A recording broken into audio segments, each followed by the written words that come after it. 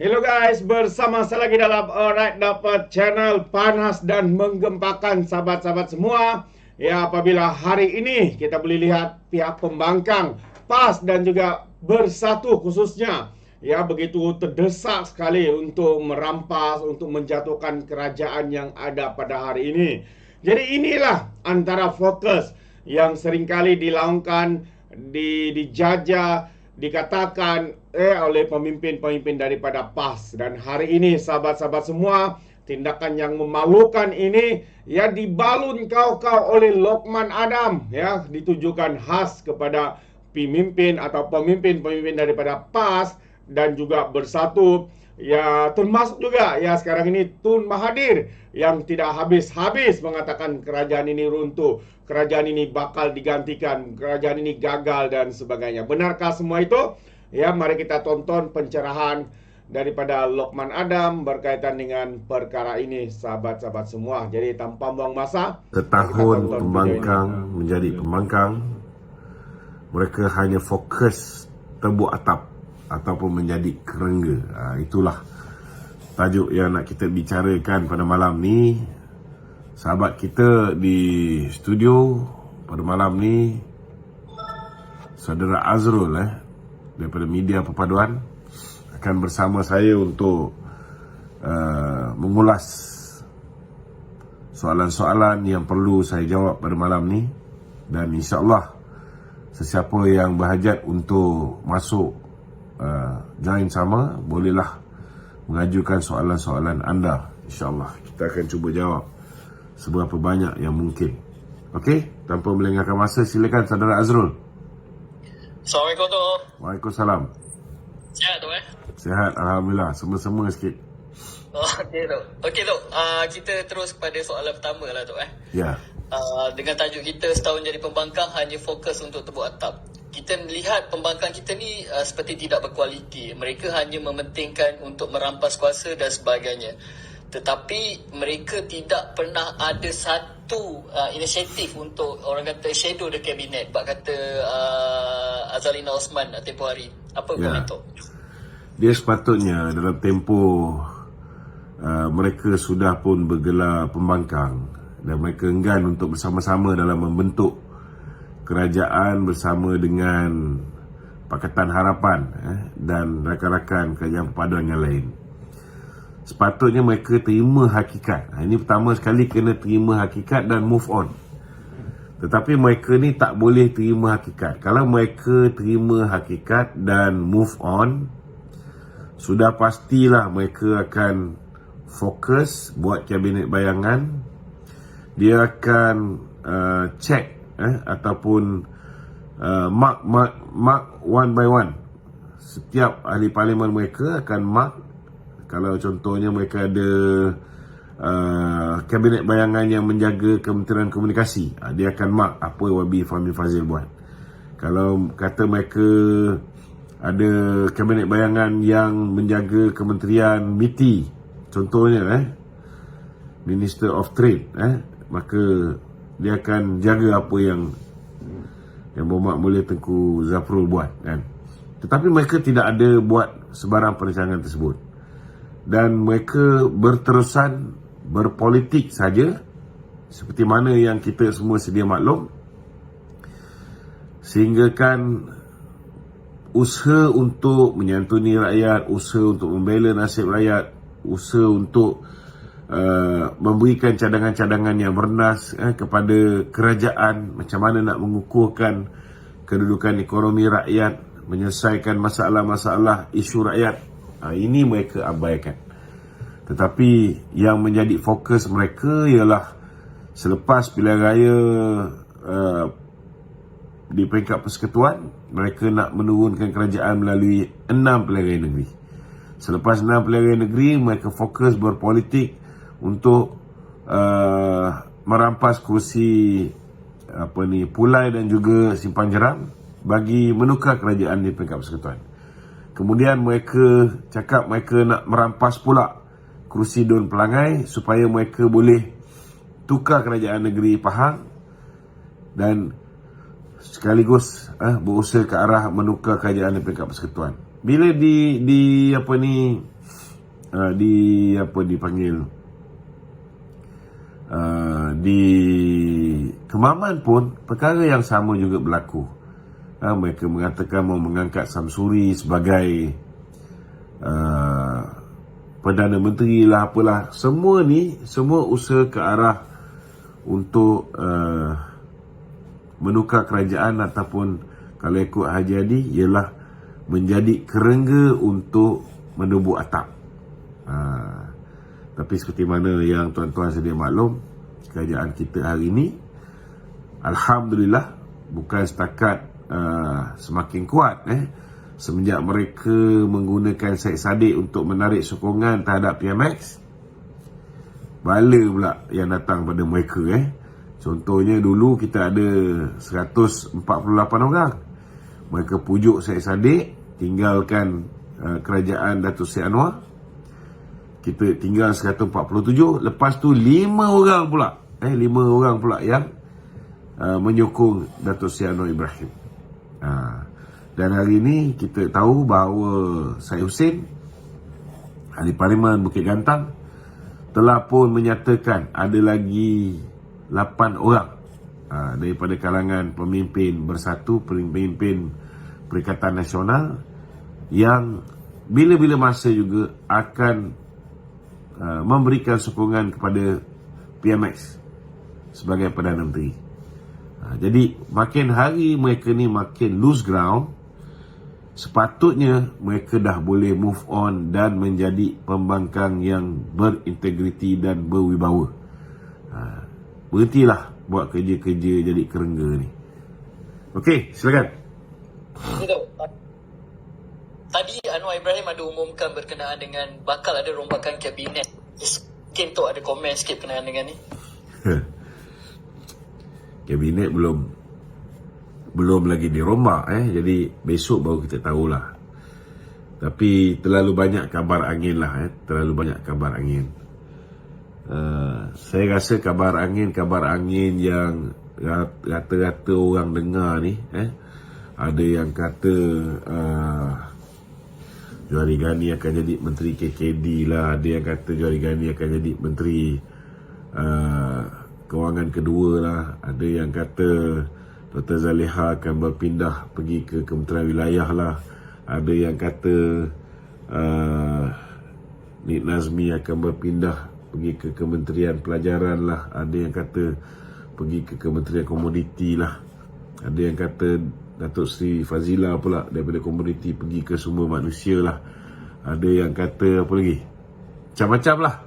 Ada yang kata YB Fahmi pula pindah pergi ke Kementerian Belia lah, ada pula yang kata dia pergi ke KPDN HCP lah, ada yang kata Dr. Zulkifli akan jadi Menteri Kesihatan balik lah. Itu semua sekali kabar angin, tuan-tuan. Apa yang bakal berlaku esok, kita tunggulah. Kalau betul berlaku esok, bila PMX mengumumkan, baru kita akan tahu kabinet sebenar. Kalau dengar versi pertama, versi kedua, versi ketiga ni, nanti semua orang huru-hara tak tentu pasal. Jadi lebih baik kita jangan dengar kabar-kabar angin ini. Kita tunggu keputusan rasmi daripada PMX. Kalau betul lah esok ada kalau betul lah besok ada rombakan kabinet. Okey. Tapi saya beri lebih masa untuk menteri-menteri kabinet kita ni menjalankan tugas dan menyelesaikan apa yang sepatutnya sebelum ada rombakan. Saya rasa 1 tahun tu sudah cukup untuk PMX membuat rombakan. Mungkin tak perlu rombakan besar, tetapi 1 tahun tu lebih daripada cukup untuk PMX menilai prestasi menteri-menteri dia, menilai sama ada seseorang itu bersesuaian dengan portfolio tertentu atau perlu dipindahkan, ataupun perlu orang yang lebih tegas untuk menjaga sesebuah kementerian. Itu semua sekali bergantung kepada budi bicara Perdana Menteri, dan saya yakin Perdana Menteri bila dia nak buat keputusan, dia akan berunding dengan ketua-ketua parti komponen. Contohnya macam BN, kemungkinan besar dia akan berunding dengan Datuk Seri Zahid terlebih awal. Kemudian di sebelah GRS, dia akan berunding dengan ketua-ketua menteri dan juga kursi-kursi parti terlebih dahulu. Okey? Baik, kita tukar soalan panas sikit boleh ya, Tok? Okey, boleh. Okey, ada satu dakwaan daripada Hisham Jalil yang dia cakap beliau ni tidak diadili oleh Jawatankuasa Disiplin Parti, dan keputusan pemecatan tu dibuat oleh Presiden Parti sendiri. Pertama sekali saya nak beritahu dia dalam UMNO ni, dia ada satu fasa yang menyatakan bahawa ketika tiada Perhimpunan Agung UMNO, Majlis Kerja Tertinggi UMNO adalah pembuat dasar dan juga keputusan yang dibuat oleh Majlis Kerja Tertinggi UMNO adalah muktamad dan tidak boleh dicabar. Okey?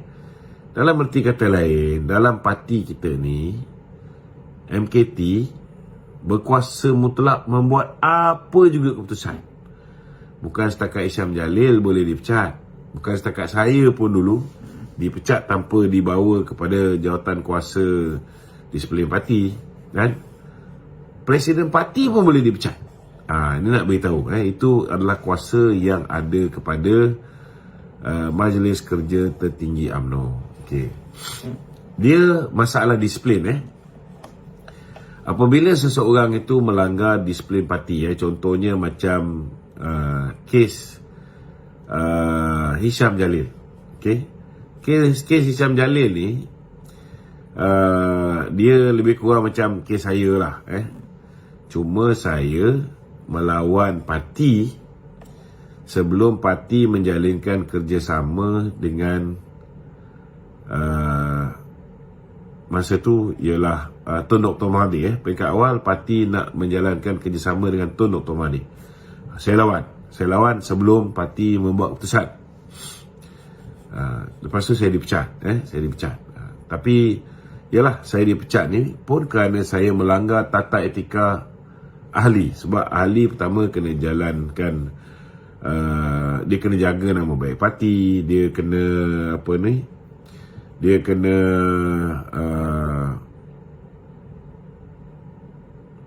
dia tak boleh dipanggil memburuk-burukkan parti dan sebagainya lah. Dan atas dasar itu, sebab kenyataan-kenyataan yang saya keluar, saya cuba nak halang kerjasama tu dalam parti, tak berjaya. Saya menggunakan media sosial. Ini kita kena faham, bila kita start gunakan media sosial, maka kita dah langgar tata etika parti lah. Bila kita menentang sambil mengkritik pemimpin di media sosial, itu kita dah automatik melanggar tata etika parti.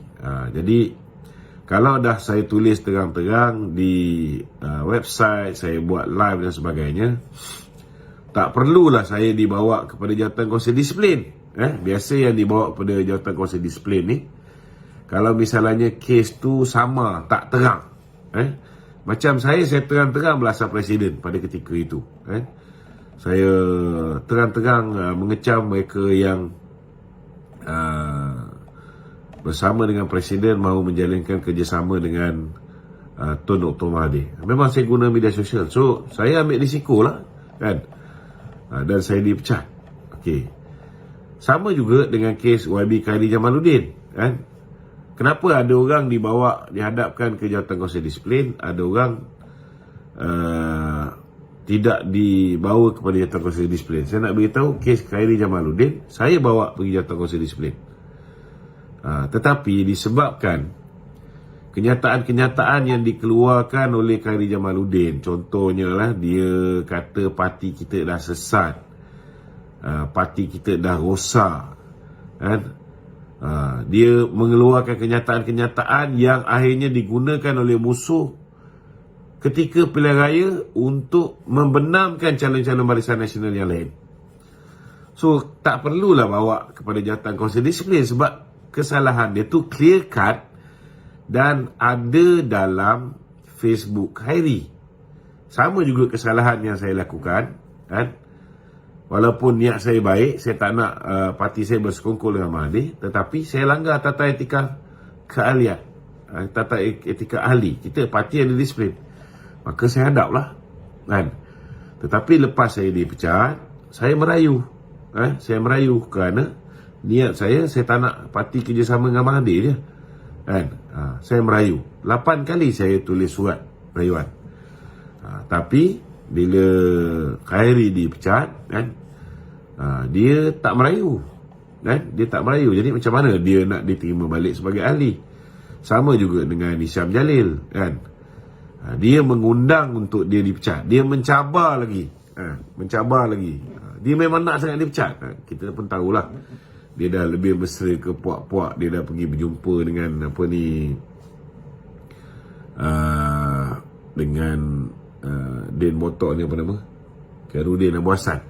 Dia dah jumpa dengan Khairuddin lah, dia jumpa dengan macam-macam jenis orang, kan? Khairuddin pun bukan sekali dia terjumpa, terserempak. Dia sendiri mengaku dia dah banyak kali jumpa.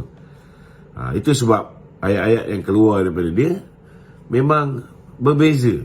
Sebelum pilihan raya, kita ambil contoh, macam saya menentang kerjasama dengan Tun Dr. Mahathir. Macam Hisham Jalil, dia ketika dia ketua perangan, dia menyokong kerjasama dengan PH dan DAP. Dia menyokong kerjasama tersebut. Dan dia menyokong parti daripada 56 orang, hanya YB Razali Ibrahim dan juga Alwi Cik Mat. 2 orang je yang menolak kerjasama di dalam MKT UMNO, yang menolak kerjasama dengan PH. Dia sebagai ketua perangan ketika itu, dia menyokong. Cuma lepas dia bertanding MT, dia dah menang MT. Kebetulan Datuk Seri Azalina kalah MT. Dia dah menang MT, dia dah ada kursi di dalam MT. Maka Datuk Seri Azalina diberikan jawatan ketua perangan. Yang tu dia tak puas hati.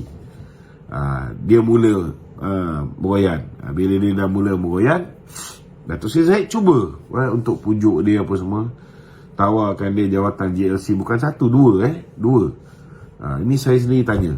Dan kemudian yalah, dia nak chairman tapi dapat board of director. So ini yang menyebabkan dia terus menerus meroyan, dan mula menyerang.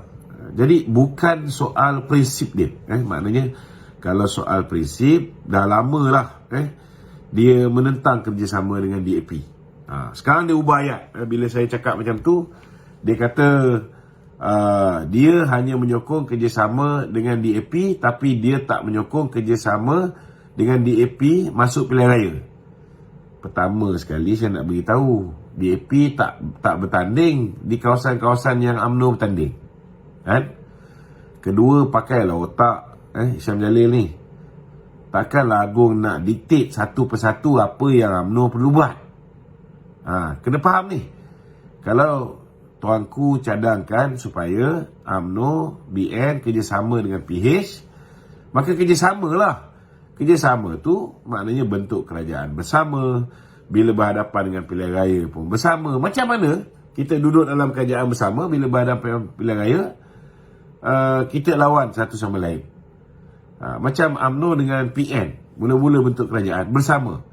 Bila masuk pilihan raya Sabah, kita bersama. Tapi lepas Sabah, kita tengok, bila kita bentuk kerajaan bersama, kita masuk pilihan raya bersama, kita kena tikam, kena bully, sekerat jalan masa pilihan raya Sabah, dia bawa masuk separuh daripada parti yang dulu bersama dengan BN masuk dalam Parti Perikatan Nasional.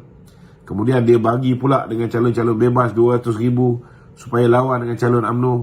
Itu pengkhianatan yang menyebabkan akhirnya Datuk Seri Zahid dan teman-teman MT memutuskan untuk pilihan raya di Melaka, Johor dan juga pilihan raya di peringkat persekutuan, kita go solo. Itu yang kita sebut no DAP, no Anwar, no DAP dan no bersatu. Itu untuk sebelum berlakunya pilihan raya 2022. Memang kita pergi solo pun. Tapi lepas pilihan raya 2022 tak.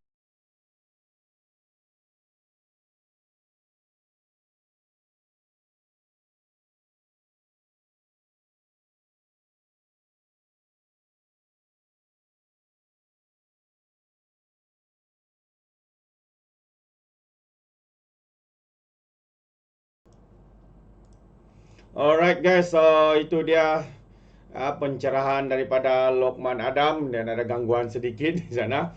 Jadi apapun kita boleh nampak atau dengar ya pencerahan yang begitu padu.